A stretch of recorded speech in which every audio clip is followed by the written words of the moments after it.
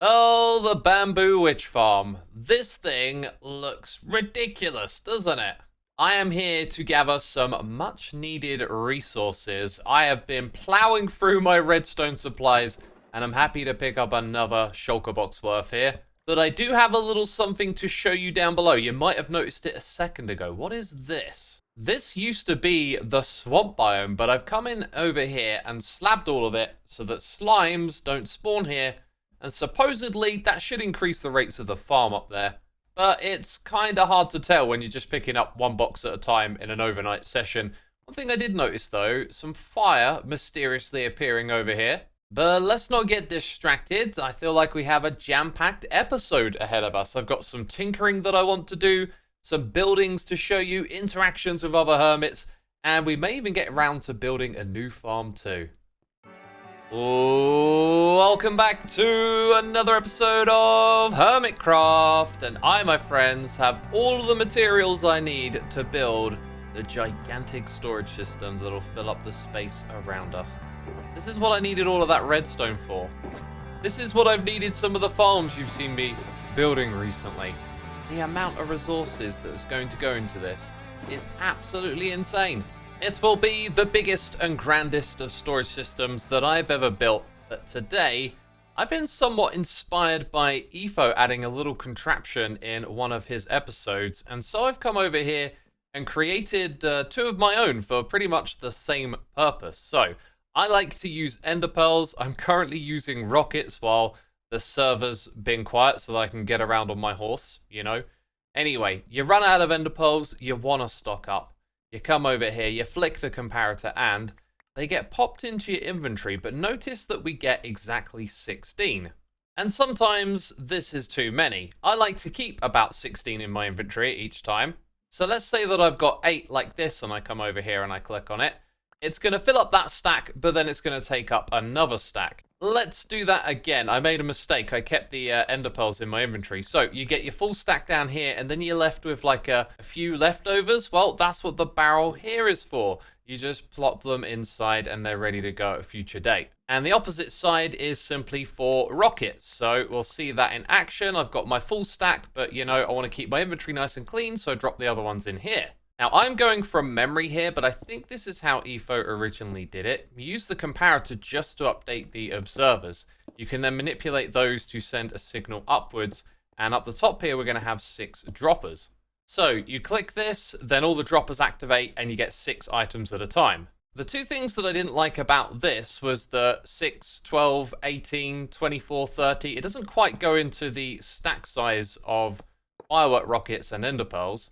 And then when you want to keep this thing stocked, you're going to end up with like a lot of storage space for the items, a bunch of hoppers, and if you want to link this up to a central spot, you're going to need even more. But obviously this design is flexible. In this incarnation, you get the items quicker, but you know, it demands more out of the storage side of it. So I thought about it and I figured out a way to do this where you get exactly 16. It's not as fast, but it's not terribly slow. And of course, all of the storage is right in front of us. In fact, you can even see the dropper that sends us the items. But then when you want to plop some back in the system, you just have to put them here. And there's also a little space on the side to add a couple of extra hoppers. And then maybe you can put in a shulker box full of stock to just feed into it. I just love this kind of redstone tinkering. And here is the bare bones of the contraption. You can probably tell from this comparator decay clock and the observer there that we are, of course, using the changing redstone signal to power the dropper down at the bottom. So when we do this, you can see it goes down from 15 to 0, and that gives us 16 pulses in total, which we pass down the back here across to the front. Now this one is slightly different because we can go a step further. When I flick this thing to activate it, you'll see that we don't get 16, we actually get 32 in total, so we can get 2 stacks. And I've done that using the copper bulb as a T flip-flop into what I think is a rising edge detector, okay? So when we power this the first time, nothing happens here until this ends, and then you see that it turns that on, creates another pulse, and then it gets turned off again, so it's ready to go a second time. There is actually just a redstone torch under here. You could see that it was powered by the red little dot, so when we do this the first time, it gets unpowered. Then it's going to turn back on again, and then it's going to become unpowered. Pretty cool. Now, I love that this is tidy and compact, and I think it is possible to actually send this observer into another copper bulb, repeat the circuit, and then it would activate 4 times in total. But if you wanted a full stack, I think going the EFO way is probably a little better. Well, that's scratched my redstoner's itch for the day. I've also got a builder's itch that we're going to scratch. But first of all, I'd like to share a little interaction with Cub and Scar, as I had a very special custom trophy to give to them. That'd be cool. Hey, look, Cub's somewhere in the area. I got something for the 2 of you. Cubs. Cubbly Cub. Club. Hello. Cubbity Cub. Cub. Say his name. Say his name. I see him in the sky. This way, Cub. To your left. Oh my god, hi! Wait, it's false! Oh, I know what that is. There's a goat horn. I'm eating a curly whirly right now, but it's nice to see Xisuma. When the heck did he say that? How did you get Oh my that god. on hand that quick? Oh. Cub, We you've were gone... just enjoying the goat horn shop. Yeah, you've gone deep on this. Like, you've searched far and wide and found some amazing quotes. Thanks, yeah.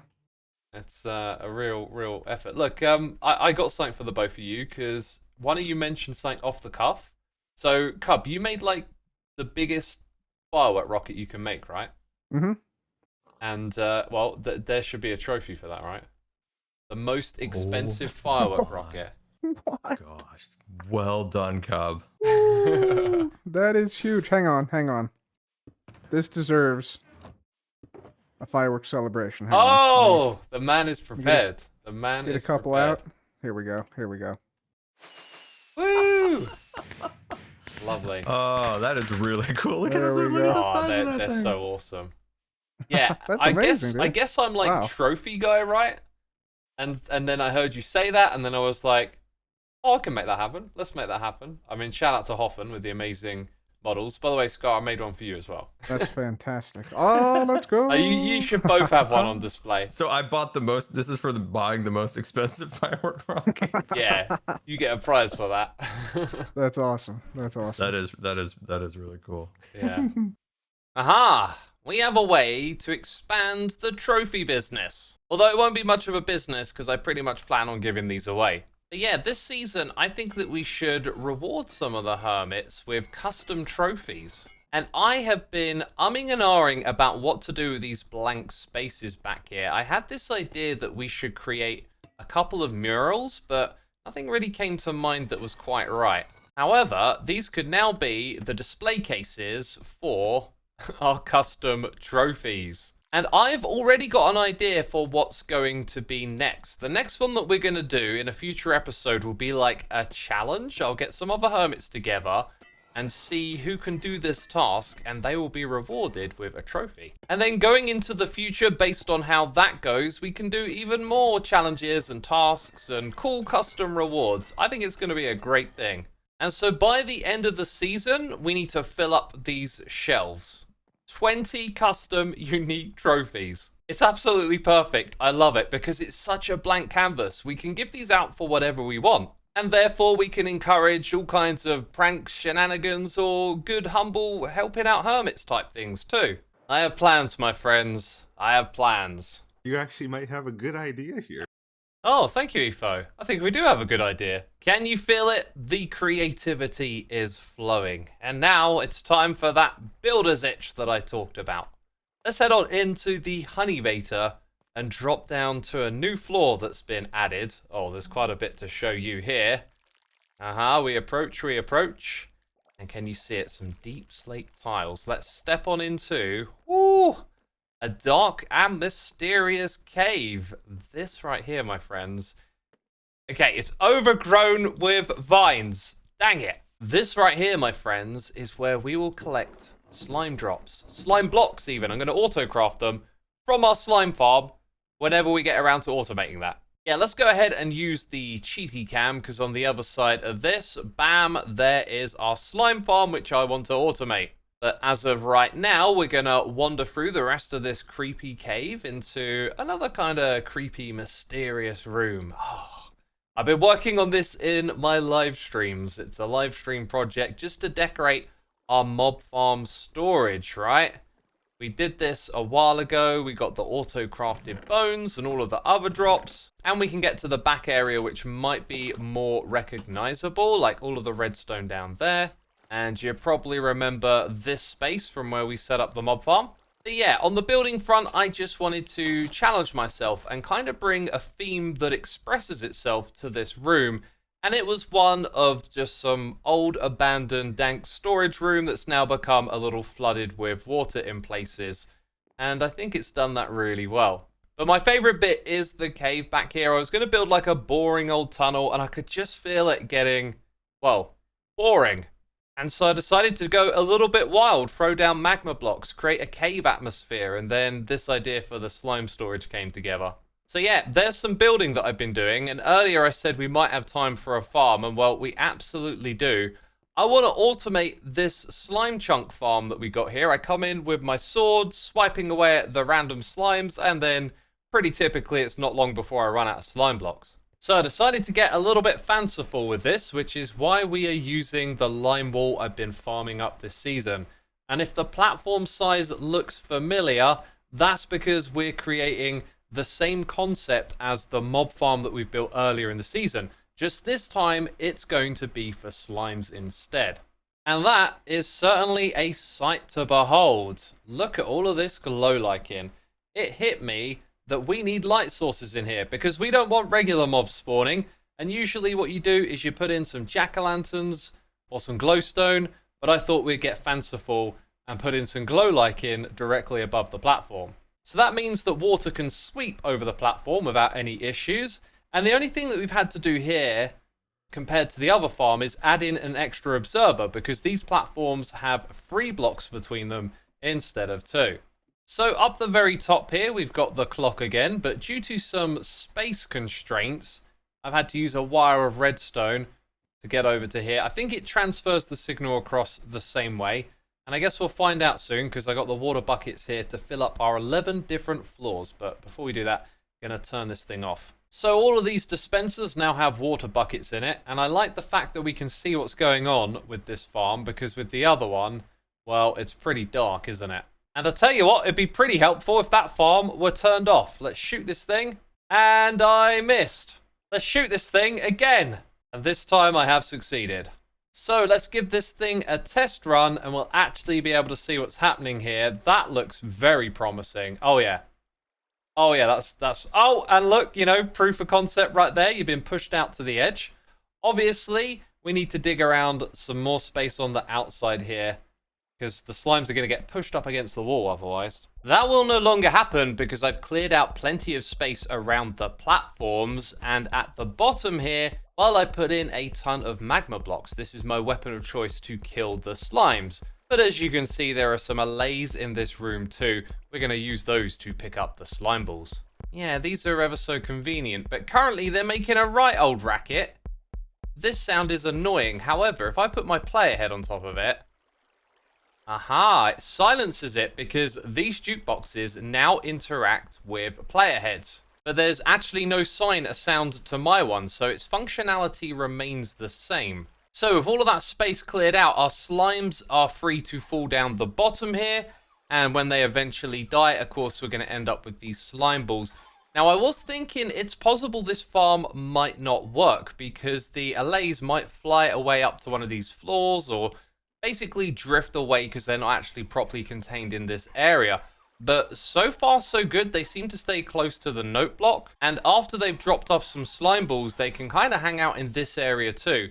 Now if any of those balls actually land on top of the note block, they just attempt to throw them again, and eventually they end up in the hoppers. So it might not be like the most efficient thing for the allays, but you know, it works. I've also got some footage of this in action. There was like a big slime that fell from up top, and when it dies, the second size slime dies really quickly, and then the next slimes just die instantly. The slime balls appear, and out go the allays to pick up the drops. So now it's a case of just AFKing and letting them do their thing. You might notice that allay, I think, is actually taking damage on the magma block, but because they have the ability to regenerate their health, I don't think they're ever going to die down here. Ah, here we go. Yes. Finally, we have an automated functional slime farm. We can let the slime drops roll in. Oh, and it is super cool to watch this thing in action. especially when the allays come out to pick up the drops. Oh, this is just absolutely fine, isn't it? Wonderful. That might just mean project complete. But let's turn our attention to another project of mine with something that I recorded earlier today. So my friends, I've been out and about exploring the wild, looking for some friends to bring to Wall Street. Aha! It is the wolves of Wall Street. And we don't have 16 of them yet. I definitely want to get 16, so there might be some breeding involved here soon. But look at this, glorious. Did not take me long at all, just roaming through the forest and the taiga with some bones and using teleportation to my advantage. Just fly a little distance, not too far, land gracefully, and they shall teleport to thee. Then suddenly, we're in the deep dark underground to get our hands on the most useless item in this game. Oh, it's good to come back to this place with a little bit of purpose too. What is often cited as being extremely useless in this game? Rotted flesh.